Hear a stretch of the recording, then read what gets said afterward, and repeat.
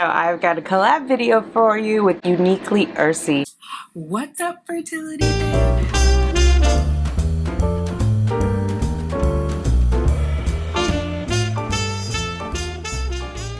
Let's get these babies, ladies.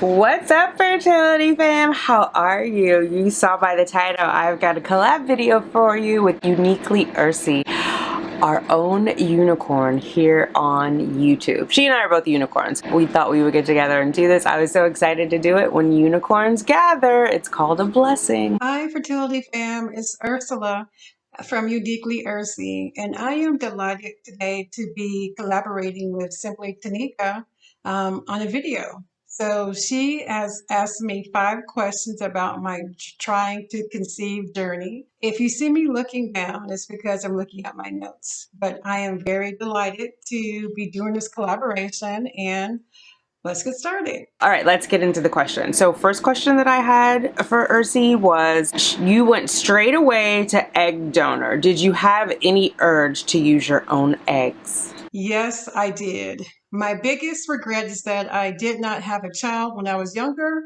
or start IVF sooner. I wish I had frozen some of my eggs. I now encourage all women to freeze their eggs if possible. It's empowering and gives you control over your fertility.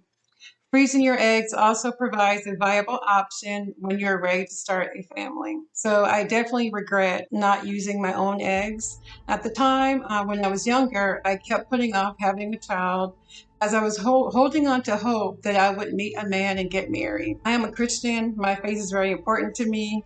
And ideally, I wanted to have a child after I was married. However, as the years flew by, I had to redefine my dreams.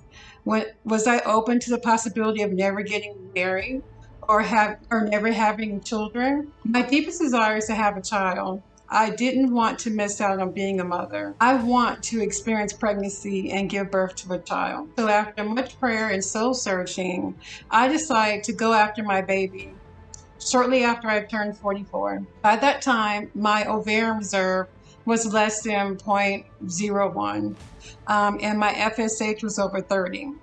Lab tests I had done at that time confirmed that I was postmenopausal. So what that means is that I had no eggs. The option to use my own eggs was gone, vanished. I was devastated, just like that. I thought I would have until age 50 or longer, would still have periods, but unfortunately, I went through menopause, what I consider early. I went to perimenopause at 43. And by the time I turned 44, going into my 45th year of life, I was postmenopausal.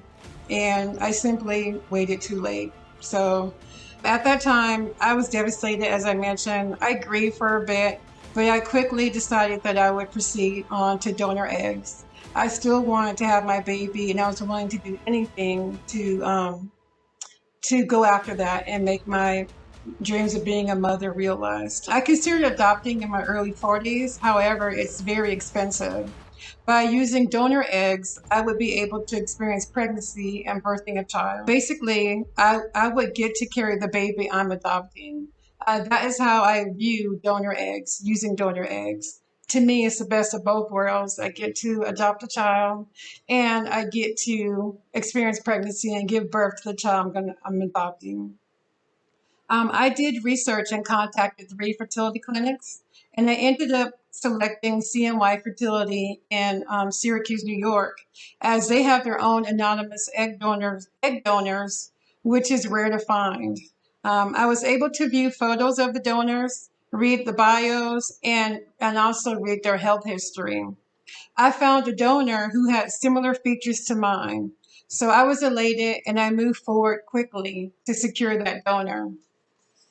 My second question, it's such a personal choice to become a parent this way. Did you have any hesitation about sharing your journey on YouTube? I definitely did. When I did my first round of donor IVF in 2019 and 2020, it never crossed my mind to share my journey on YouTube. I did tell a select group of friends and family. I felt like I would be judged or ridiculed when I mentioned my IVF desires to some people. Several would say to me, Why do IVF at your age? You are single. You shouldn't do it alone. You need a man to help you. Just get a baby from foster care or adopt. Those were many of the responses that I heard when I mentioned to some friends and coworkers and just random people, just to kind of get a feel the feedback I would get discussing my IVF desires. So it was discouraging.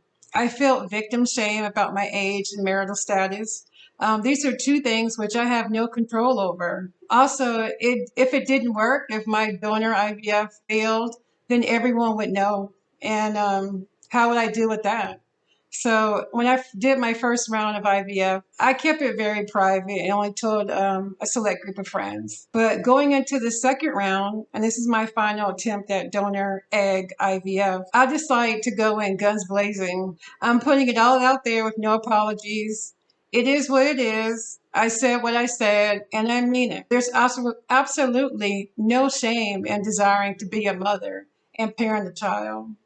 I used to be a people pleaser in the past. Thankfully, God has helped me to overcome that disease. I now live in my truth and I speak it proudly. So I have no shame now sharing my journey on YouTube. And I have no shame in saying that, yes, at the age of 48, I still desire to be a parent and a mother. And I'm going to use every tool that I have to make my dream come true. Number 3, how many children would you like to have? When I first started thinking about doing IVF at the age of 42, I wanted two children. However, I had a couple of relationship and health setbacks, which delayed me starting fertility treatment until 2019 when I was age 46.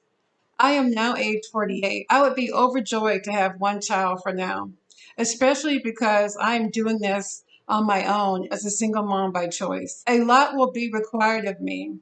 I want to give my baby a loving, fun, and supportive environment. The good news is that my child will be raised alongside my nephew, who is 4 years old currently. My sister is also trying to conceive a second baby.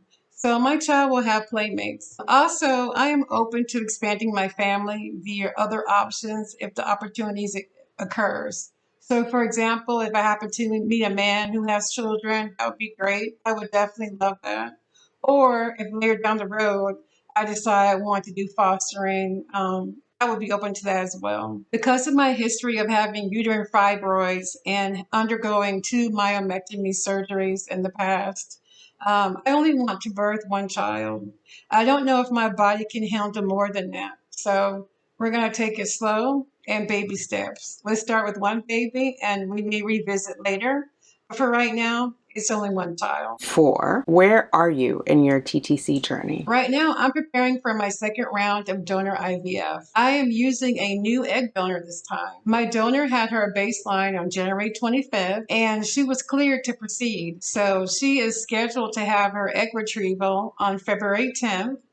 And I want to do my frozen embryo transfer in either April or May. In the interim, I am focused on detoxing my body, taking supplements, and losing weight. Also reducing stress, meditation, and visualization. So right now, starting February 1, well, actually starting this month, I have been, getting myself ready and really getting ready to go hardcore in my eating and cleaning out and detoxing. So preparing my uterus and body to support and supplement and nourish a baby. What is one thing you feel the fertility fam must know about you and or your journey?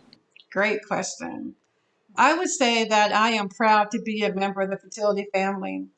I share my journey openly. I welcome support and I'm here to provide support to others in return. I am so appreciative of the Trying to Conceive community, which is also known as TTC. It is such a blessing to have found other women who are dealing with infertility and are open to sharing their experiences and knowledge. I want to give a big thank you to Simply Tanika for the warm welcome that I have received from you and others on YouTube. It is a pure joy to me. I am so happy that I decided to step out of the shadows and share my journey. I've only been on YouTube for 4 weeks, so this is fresh. And it took a big step of faith to step out and put myself out there, but I'm so glad I did. I feel so encouraged. I feel so motivated. And it helps me to stay positive and to believe that this is going to work. So continue to share your stories. And I want to wish you and every member of the fertility fam sticky baby dust. As Tanika loves to say, let's get these babies. And I would also like to say, please like, share, and subscribe to my channel, Uniquely Ursi, and continue to support and follow Simply Tanika. She's a wonderful person, and I'm looking forward to us both getting our babies this year and being able to do more collaborations in the future. Thank you, and have a blessed day. And as I love to say, may your days be blessed, and may all your dreams be made manifested. Have a wonderful day. Bye. Thank you so much for sharing with us today. Fam, you can find her at Uniquely Ursi. Her channel and the link to the collab video are in the description box below. Where else? All right. Thanks everybody for hanging out with us this afternoon. We'll talk to you later. Bye. Baby dust to us all.